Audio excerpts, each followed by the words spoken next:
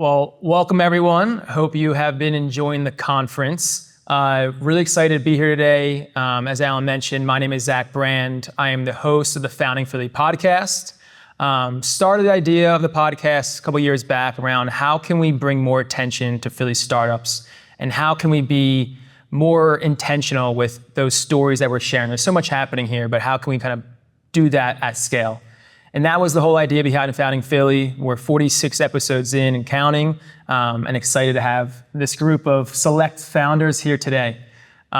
So just to get started, I always like to do just quick intros, kind of get people understanding your backgrounds. So Mumbi, do you mind just doing a quick intro, and then we can kind of go from there. Sure. Thanks, Zach, for having us here. It's really great to be with you all. My name is Mumbi Dunjwa, and I'm the founder and CEO of Naturaz. At Naturaz, we formulate, manufacture, and sell 100% vegan hair care products that infuse and sustain 3 times more moisture in curly hair. We make more than 15 clean beauty claims because we are passionate about what goes into our customers' bodies. We are a socially inclusive and mission-based company, and our goal is to make highly effective, safe, and high-quality products available to the masses. So great to be here. Alan? Great. Hi, I'm Alan Rihm, and I'm her best customer. Alan did bring up a picture from high school during our prep call, so I can attest. I did have hair. big curly hair. He had great hair. Yeah, many years ago. So Alan Rihm with Fall Forward. We are a venture studio. I'm here with my partner, Warren Barrett, and we have a company here who presented The Best Answer, and Ben Bilborough. So my journey is I've been an entrepreneur in the region for over 30 years, since 1995. So I was an internet entrepreneur, went to Drexel, did an ISP in 95, did an e-commerce ASP in 98 to 02, did a CRM company, and then my big one was a voice over IP company I did in 05. We grew that. I put the first money in, we raised $1 million, got cash flow positive right in 08 when the market tanked. So the sky is falling for everyone and we're like, we're good, we're making money. We did the 20-mile march, got to 20 million off the backs of that 1 million. Given this, just so you have my background, got to 20 million. Then we took 27.5 from LLR, put 10 of that on the balance sheet, that's when I met Warren. We bought 2 companies and got to just under 50 when we sold in November of 21. And I can't help myself with the entrepreneurial spirit, so I got right back into it and we did this venture studio. Hi, everyone. I'm Morgan Berman. I built my first company here in Philadelphia about 11 years ago. It's a tech company called Milk Crate. And I built that company because I had a background working actually in nonprofits. And I built a system for nonprofits to have their own mobile app, basically. And during that, I actually realized that I wanted to almost become my own customer because there was a problem I wanted to solve with a Milk Crate app. And I approached the city around it. And I was like, I want to help clean up the city because you seem to be struggling with that. And I actually got city council members to put it in the budget. And then at the last minute, actually after the last minute, because it was in the budget, they said, never mind. And I said, no. And so I wound up pivoting to a consumer-driven model. And that is what today is Glitter. And it's a system for neighbors to crowdfund amongst themselves on a block to pay for their block to get cleaned up every week by someone who has barriers to work. And they're earning on average $30 an hour to clean up the litter on now over 350 blocks across the city of Philadelphia on behalf of 1,200 neighbors who are subscribing and about 20 cleaners that are cleaning. And that's one side of the business. The other side of the business is this sort of happy accident where municipal, commercial, and philanthropic organizations have been approaching us saying, we have money, we have dirty streets, do something. And so we now have a whole project side of the business. It's actually helping fuel the core model. And when we finish completing a project, we then kind of advertise to those cleaners, hey, if you want us to keep coming back, sign up for a crowdfunding page for your block. And so that's what Glitter is today. And I also have another gig running a philanthropic organization here in Philadelphia. So I do a lot. That's basically what you're saying. Well, thank you all for that. So now that we have an idea of our panelists, their backgrounds, what is it that we're going to talk about today? Throughout every episode I've done, throughout our prep conversations, the kind of reoccurring theme that always comes up is how do founders really navigate those early days? How do they navigate those early days, making those decisions to ultimately find it is what they actually are building at the end of the day? So we heard multiple pivots happening, decisions, failures, challenges, all of that happens early on. But really, can you weather the storm, and how best do you do that to see it through is kind of what makes a founder and its company. So 3 things we're going to talk about today. First one is just early validation. How do we validate there is a there? I will say Alan did coin that term. I can't take that, but how do we know there is a there? How do we actually know the problem we're solving is actually worth doing? Distribution. When we actually have that idea and it's a good idea, how do we actually sell it? How do we actually get in front of that person? How do we actually get the company growing? And 3 is retention. How do we make sure what we are selling and what we're providing to customers is a great experience continually, but also how you're adjusting to market trends early on so you can maintain those customers. There's a lot there. So first thing, around early validation.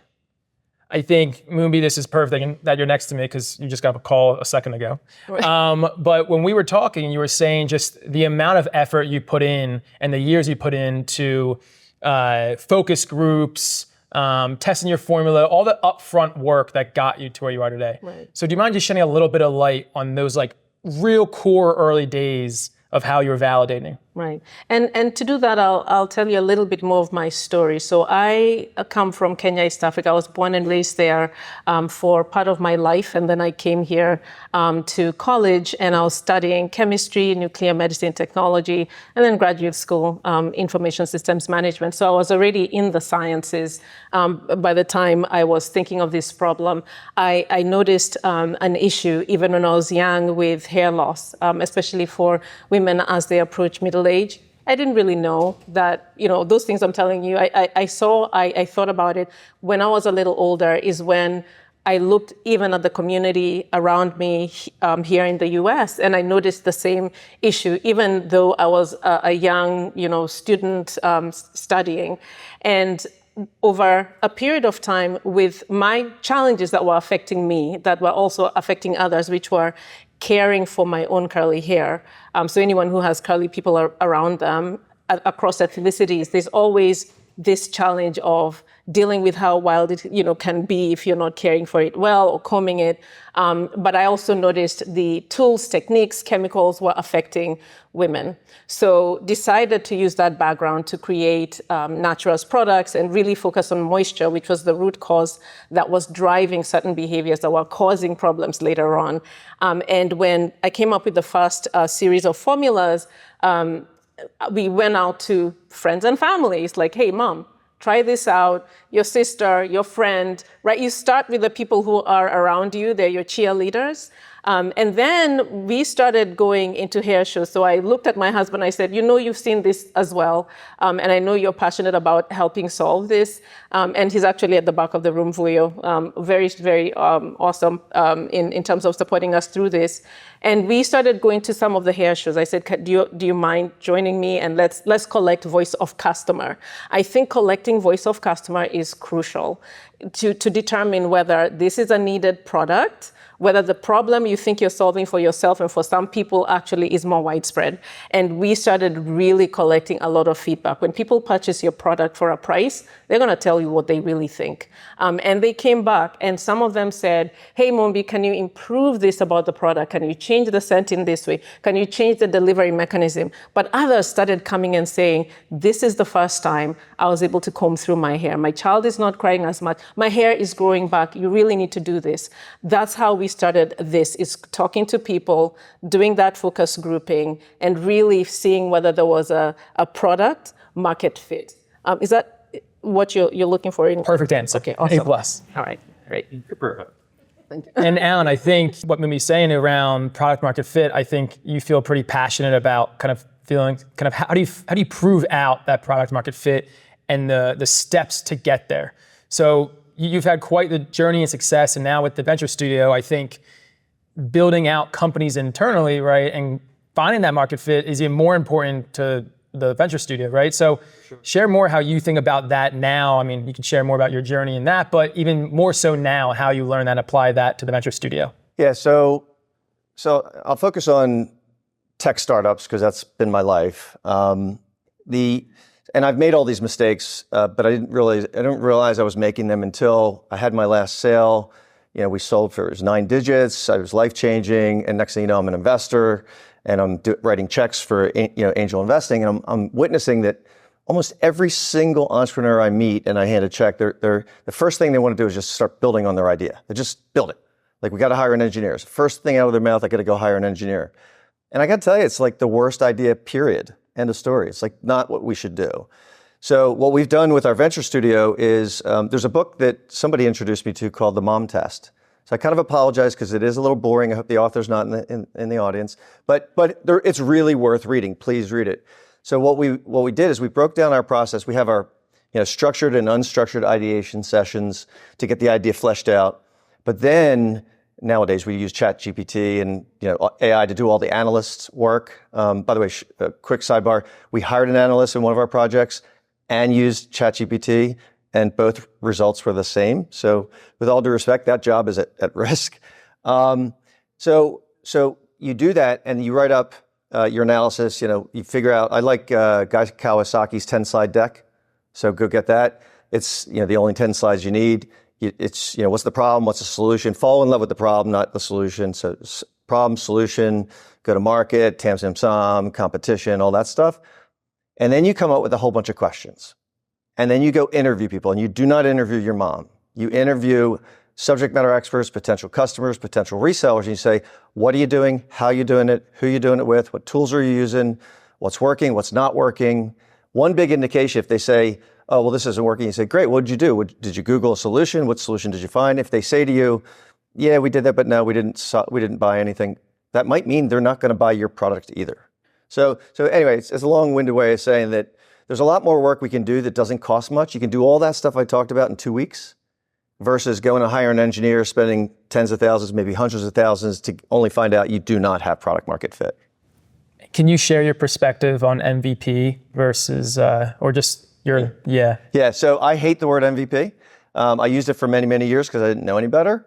One of our current engineers said there's this new thing called SLC, Simple, Lovable, Complete. I kept forgetting it, so I remembered Salt Lake City. So simple, lovable, complete. Who wants to buy a minimally viable product? I don't.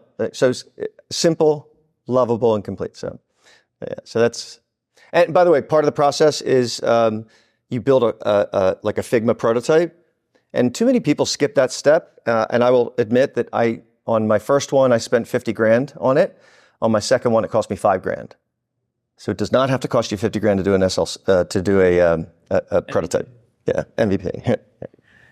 So Morgan, when we think about validating early on, I think kind of getting through the early pivots is like the underlying tone. Everyone talks about the word pivot, but it is real. And I think talking with you, how the city was your first customer, they may have not been as inclined to move forward.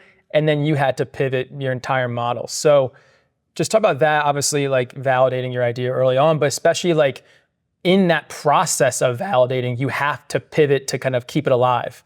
So just talk about that a little bit. Well, even going back before that, my first business, I was that stereotypical entrepreneur who was in love with my solution. First thing I did was find an engineer, spend a lot of money, raised money from probably some people in this room to do it. And, hindsight's 2020. And so when it came time to pivot for my new company, I don't think I spent $1 really. Like, it was basically free to launch an SLC because I knew better. But the city, originally it was, I had the tech for my first company, and that's what I was pitching them. So I wasn't going to have to, raise a bunch of money to do this thing. I had already done that. I was just treating it like they were a customer. And I spent 2 years going to meetings at City Hall, refining the pitch deck based on the feedback they were getting. Like, oh, the union might have an issue with this, or, oh, well, which neighborhood, or how much are we going to pay, blah, blah, blah. And, 2 years of these meetings that make you feel really important. You're like, I'm going to City Hall and I'm meeting with like the commissioner and council members, and like, they love this, and I'm going to get this sale. And I got the sale and it still didn't matter, which like as an entrepreneur is like a new low. So, we find out like through a reporter that that the commissioner said, well, we're not going to work with an unproven startup. No. And I was like, at least we aren't screwing up right now because the city's really dirty. And so the pandemic hit and all my social media feeds were like, the city's disgusting. I'm moving. This is out of hand. Someone's got to do something. And I was like, all right. It sounded insane when I first tried to think about how to solve this problem to ask people to pay on top of their tax dollars to get their streets clean. Like, that sounds nuts. But I'm seeing how angry people are. And that's like my target customer, basically, like the end recipient, the beneficiary of who this was all for. And they seemed so angry that maybe they wouldn't turn down the idea of paying for a solution. And so that was the kind of light bulb of pivoting from a customer that was a behemoth with lots of, red tape, and even when you finally get the sale, you don't really get the sale, and then, you just a super lopsided sales cycle to, there's this, city of hundreds of thousands of people that all are upset about the same problem. Maybe like some of them would become a customer. So basically our version of a Figma was like using Splitwise, which is a tool like people use when they go on vacation to split the bill. And I was like, yeah, let's just like ask people to pay for a subscription using Splitwise, and like, we'll just hire some people and like send them out with brooms and see what happens. So there was nothing to build, which was the beauty of like this particular problem. And the way we were trying to test out solving it was I really didn't have to build much of anything to like see if people wanted to do it. And then once we realized they did, thank God I met Brandon, who knows how to actually like build good stuff, duct taping things together. So we haven't actually really built any proprietary tech yet, and we're 3 years in. We will eventually need to, but we've been using off-the-shelf stuff like Trello and Stripe and Notion. We are now like doing some low-code stuff, but we've been able to SLC it for 3 years to profitability without raising money. So I highly recommend doing that if you can. That's awesome. And during that process, there's a lot of information coming your way, like different market signals, customer feedback, people giving you advice, all of this, right? So how do you pick and choose during that what information you are going to take serious, maybe less not serious, or how do you decide what information you're going to actually go chase to see if that's something, and kind of close out some of the noise and just navigate that? Now, in terms of that, do you mean from potential service providers, from customers? What are you? I think it could be both, because I think depending on who you listen to, you may take a certain jump because they're giving you advice. It could be a customer, and the customer knows best, but sometimes they may not, right? And that feedback may steer you in the wrong direction. Or a provider might say, hey, if you do this, we can offer you that. So there's all these different conversations that are happening, but how do you pick and choose which ones are worth listening to versus how do you evaluate all that noise coming your way? Right. Okay, so I'll answer from two perspectives, the customer and then the service provider. So customers will usually tell you the truth, right? Based on their own experience. And so I think you have to dig into that experience and see how it helps you improve. We've also leaned on benchmarking, which is looking at industry benchmarks. For example, one other thing we did in validating the products is going online and finding someone to code a website the cheapest we could. There are people who will say, you need $30,000 to get a website built. And I'm thinking, yeah, that's crap. We can get this done for a grand or two and get it out there, right? And so you have to be very scrappy. But collecting all this data that allows you, even from customers, to look at even industry benchmarks and let those inform you. For example, we found out people are coming back to us at 3 times the industry average, but that's based on our data compared to industry data. So the customers will always inform you. The other thing with customers, if only one customer, let's say out of 1,000, says, I have this issue, or this is a real bother, you have to think about, does this warrant all our attention and all of our time? So you've got to be, use some level of discretion in those types of scenarios. With service providers, it's been interesting because we have encountered, and this is just from our own experience, service providers who will say, oh, I can help build your whole, your marketing strategy, right? And then I'll hand it to you after you've paid me X amount of cash, which is usually a nice high number. But there's no attachment to execution and return on investment. So it always makes me and the team interrogate, what are we being asked to do, and should we actually do this? So I think you've got to do your own, come at all these conversations with some level of self-education, some research, trying things out on your own. So I think another thing that has helped us a lot is, we've gone onto Facebook and figured out, how to do the ads on our own, or to social media, or we've gone out to local, through local programs and tested out the retail model, so that when we have providers who come to us and give us, strategies, we know how to interrogate those. But we also require that if you will provide us a strategy, you help us execute it, because then there's accountability for that as well. Yeah, I'll take a slice at it via purposeful experimentation, creating a culture of purposeful experimentation. So every company pivots multiple times. Rarely have I heard of a company that gets it right from day one. I was at an event in Palm Springs, and I had the chance to listen to, whether you like fracking or not, it was one of the Koch brothers, and so put the fracking aside. And he was asked the question, why don't you take the company public? And his answer was, well, because we fail all the time and the public markets don't appreciate failure. And the guy's like, well, what do you mean? And he goes, well, we experiment with the purpose of knowing that we don't know the answer. So we're going to fail, fall forward, by the way, fail to find the solution. And I was like, isn't that obvious? So I remember taking that back to the company, and really, it has to be at all levels where you embrace the idea that, look, don't put us in harm's way. Don't experiment and make our network go down or cause us to lose our best customer, but experiment purposely, know when to call it, like when that failed, start a new experiment with new data. But to me, that's how you learn how to pivot. That's how you learn, marketing. Marketing 101 is experimentation. Nobody knows how to spend their marketing dollars when they start up. So they try this, they do A/B testing, they try that, they try this, maybe they try direct versus indirect. This pricing, that pricing, what's going to get the customer to say yes? So that, to me, it's all about purposeful experimentation. I think, Mumbi, you actually mentioned this on our call, was around how do you navigate most efficiently, especially if you're getting investment dollars and you're trying to drive the company forward, but you don't want to waste certain things in certain areas. So I think this concept of how do you validate and navigate efficiently is even more important. It's like, how do you just see it to the end? How do you hang on long enough to actually find this out? So when you think about investment dollars and navigating things efficiently, not to waste time, how do you think about that?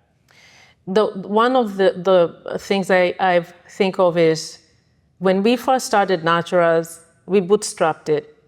And when you bootstrap, any errors you make feel very, very expensive when you lose money. So I feel like sometimes spending your own money at the very beginning is very, very helpful. You learn so much from it because it's so painful. And so when you raise capital, you're a lot more mindful about how you're spending those dollars. So one of the ways that we look at efficiency is, if it's, let's say, marketing dollars, we have pivoted also in terms of how are we going to acquire our customers. Where is this a high-touch industry or a low-touch industry? If it's a high-touch industry, how do we reach our customers most efficiently? And we figured out that we've got to, for example, other than, at the beginning we were very much D2C, but that was helping us collect a lot of data, validate our formulas, and also learn whether this was a space where we could survive and get enough dollars to market. And then we realized that, oh my gosh, we probably do need to be out there with the products very available and visible to people, as well as having some of that digital presence and growing there as well. So having raised capital, we know right now to direct it, especially to, maybe trade shows and meeting buyers and getting those enterprise accounts to help us grow versus driving up the cost of acquiring a customer one at a time.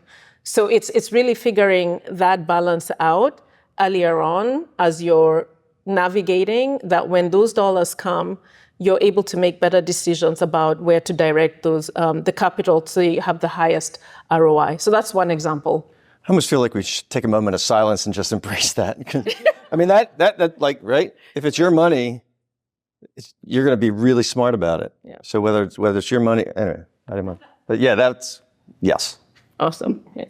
I mean, I was going to say a very similar thing because we actually haven't raised any money yet, and we don't have immediate plans to do so because it's, we've been taking the margin we're making on the projects, and we were able to use that as basically our like seed round to grow the core model, which is like the kind of scalable tech-enabled version side of the company. So yeah, we've been like really paying attention to what is working in the business model that is profitable today, that has a healthy margin today, and how do we like protect that and grow it, and then experimenting on top of that. For example, just a funny example in our industry is like we had a couple of neighbors be like, can you like weed like the weeds that are growing in the sidewalk? And we were like, that sounds like it could be fine. And so Brandon, my partner, went and spent like a couple of days like servicing those, like the guy who's running the company is like going out and pulling out the weeds to see how long it would take and what problems he experiences. And he came back and he was like, oh, we're not doing that. It takes so much time. We need tools for some of this. Like we are not in a position yet to just suddenly start off. Like in my mind, I was like, yeah, weeding, just pull it out. But no, he like spent a couple afternoons doing it. He's like, this is like a whole other thing that we're going to have to explore. And I don't think people are going to want to pay for how much it's going to cost because it's going to take a lot more time than they think it's going to take. And so anyways, just like things like that when we do the experiment, we're like, oh, no. If we had a pile of somebody else's money, maybe we would just like throw up on the website, like click here to buy weeding on top of your glitter cleaning subscription. But no, we like tested it out and we're like, that's not something we're going to mess with right now. I want to make sure we talk about what it's like building in Philadelphia. This is the Founding Philly podcast. We're at the PACT conference in Philly, so we're Philly founders, right? So we really want to make sure we touch on that. So we talked a lot about kind of the tactical, strategic operation side of navigating early on in the journey. What has it been like, though, doing that and experiencing that in Philadelphia? From a talent aspect, from an investment aspect, if that's how you went that route, career-wise, just how has it been being that founder and going through that journey, being based in Philly? I mean, our initial stumbling block was literally the city of Philadelphia, but it wound up being a blessing in disguise because it would have been a complete disaster if we had actually gotten that, because then all we would have been doing was chasing this one customer's every whim that was really difficult. And every 4 years, you're going to have a different decision maker. So I'm so grateful that we wound up becoming what we are today. In terms of the ecosystem, I mean, we have this incredible relationship because of PACT with these advisors that, are helping us think really carefully about how we're going to grow the business. One of them is basically our landlord. We're getting like a sweet deal in this beautiful office space. And one of our customers is now our product manager, and our first cleaner is now our operations manager. So like That's awesome. We are servicing the city, and we are now building the company from the people that we were servicing and who were helping fund it. So like it could not be more locally grown. First of all, I love Philly. I have two boys, 25, 28, and I tell them if you can't succeed in Philly, you can't succeed anywhere. It's a great city. There is money here. There is great talent. There's lots of advisors, lots of mentors, Mentor Connect, I'm part of that. You got Ben Franklin, we love, and all that. So I'll tell you just a quick story. So my second company we were 7 employees, and we nailed a deal with one of the largest telcos in the world. It turned out to be AT&T. And as a result of that, we got 3 million, then a following 7 million within months. When we got the money, it was from a West Coast company. And I called them up and I'm like, well, where's the money? Like, they're like, where's the paperwork for the money? And he's like, paperwork? He goes, look in your bank account. I'm like, what? They literally wired us $7 million with no paperwork. And I'm like, okay, I love you, but that would never happen here. But so I think, look, is it harder to get people to think big in Philly? Yeah, we definitely have a more like gritty, how do you make money? Are you making money versus I'm trying to solve the world's problems and clean the oceans and stuff like that. But if you have a good business, there's money here, there's mentors here, there's tremendous professionals here to help. All the lawyer jokes aside, I've had great friends, or lawyers who have become great friends because they really gave great advice and helped me navigate certain key issues. So I think the entrepreneur is the excuse. If they say there's not enough in Philly, it's the entrepreneur is the problem. Before you jump in, no, I think this is how I really feel. I think this is a sensitive topic, and I think we should dig in a little bit because we're here. So every single podcast I've done, every single founder has said at the end that fundraising in Philly is impossible, essentially. And to your point, there's both sides of it. Is it there's money and there's not startups, or there's startups and not money? I personally think that, look, my fourth company, which was like a big hit, was a voice over IP company in 2005, right? And who were my competition? Like Verizon, Comcast, everybody was my Vonage. And my advisor, some of my people were like, you better get big next year. You're dead. And we just gritted it out. We figured out how to make money, how to find a slice of the market. It turned out to be channel. We got to 34,000 businesses, over 1,000 resellers, over 400,000 seats on the platform. Like we had to grit it out, but we got $1 million into the business through Angel. It dripped in over 4 years, and we were just gritty. We were just not going to let this fail, and we got the 20 million off of 1 million. So I think it's more the idea. You got to think big. And by the way, if you can't get it in Philly, then shame on Philly. We'll go find it elsewhere. But I think if you have a good idea, there's Broad Street Angels, there's Delaware Valley Crossing, there's Ben Franklin, there's lots. There's Robin Hood, I can list a lot. But there's money, people who want to have successes here. And I'll back that up. Actually, our daughter who's sitting here, and who, for all of you who have children who might be interested in business, this is great to expose them. That's why she's here. And I'm probably embarrassing her, but I love you. She told us, I think they had a little assignment at school, and she comes back, she says, Mom and Dad, you didn't tell me that you raised $1 million. And we're like, okay, we hadn't yet told her. But what I want to say is, she's like, I want a new bike. I want all these new things. Anyway, but that's cool. We did it over a period of time as well. It didn't just happen overnight. We got our first check in 2021 in January from a pitch competition at Bucks County. Of all places. But by then, we had presented to angel groups around the city. Even Ben Franklin, we had reached out as well and had presentations with them.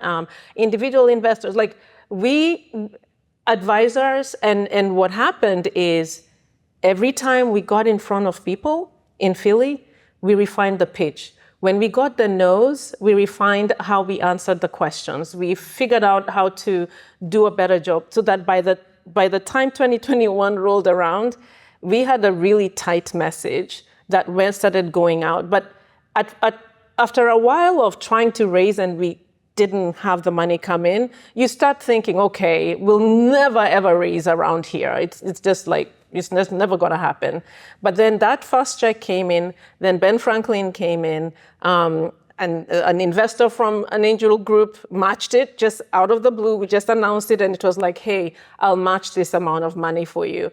And it just started that ball rolling. Then we got grants, and before we knew it, and impact groups, which is a nice, if you have a business that's really doing some work to impact the community, there are impact groups here that can really help you. One of our biggest investments that has come through, 300,000, came from an impact group in the area.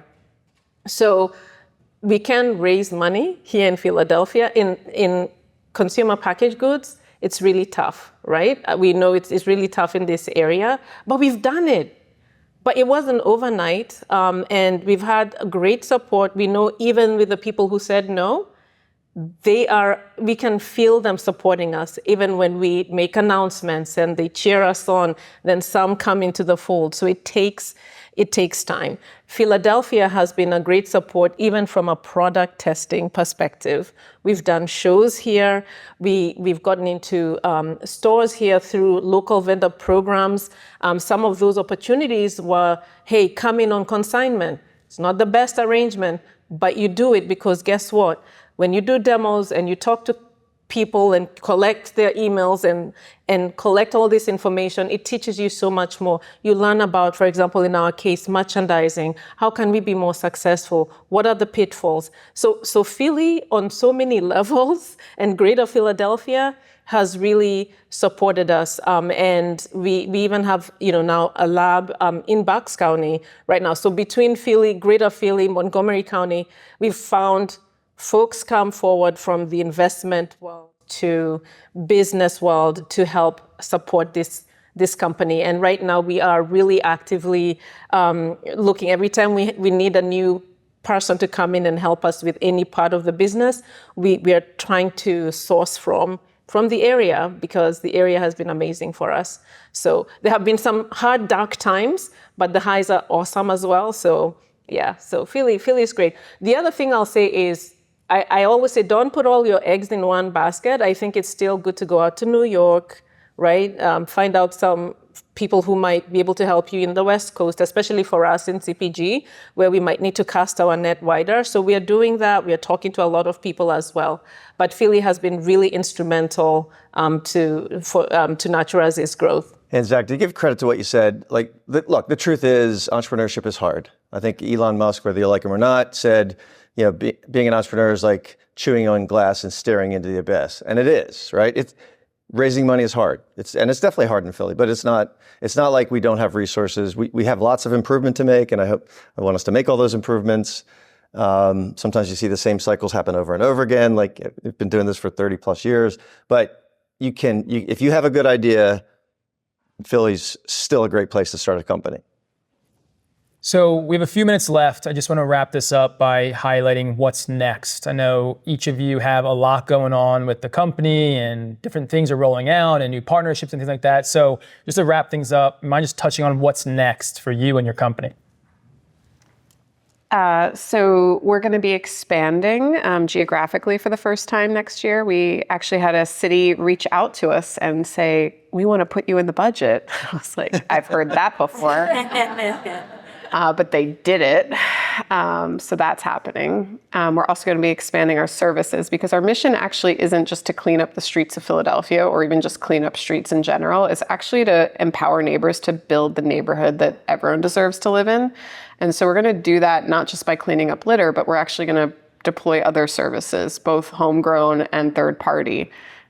So we've been talking with a number of local companies that are also kind of social enterprises that do good in the neighborhood in various ways that people can subscribe to, that could be more cost effective by using the economies of scale of the block as a customer base to crowdfund from for a shared cost. So we're going to be deploying new services, expanding geographically. We're also going to be experimenting with how we do our workforce and how we compensate our workforce. So right now, every cleaner is a contractor, and they're making, on average, $30 an hour. And I say that because it's actually a per block rate. And we tell them to cap their time so that they never go below a certain amount of compensation. We're working on a survey to kind of understand their preferences and needs. That is distracting. But we also have been learning that we have different we have a wide range of people. It's like an incredibly diverse group of cleaners in terms of everything you can think of. And some people have much more challenging life circumstances than others. And we're finding that the people with the really challenging life circumstances aren't always spending as much time and being as careful as our standard wants them to be. And so we're starting to think about maybe we need to test out crew work. So right now, all of our cleaners work independently. They go and clean their block when they want to on the day that it's due, and they do it by themselves. And they take photos to prove that they did it. And at the end of the day, the neighbors in the block are going to let us know if the job got done.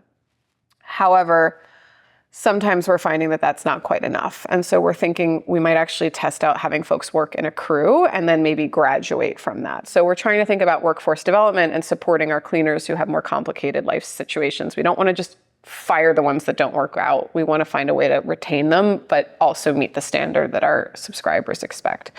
So those are some of the things that we're working on next year. And I mentioned at compensation, so we're also exploring profit sharing and equity for the HQ team, but also for cleaners.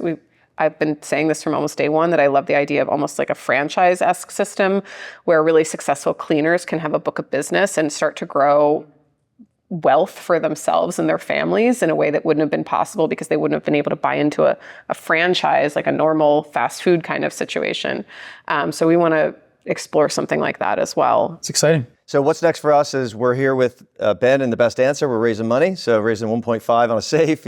Ben Franklin has committed 150, so and the studio has already put in 450 to get it to the SLC. Our next platform will be coming out in the coming weeks, so we'll be looking for feedback.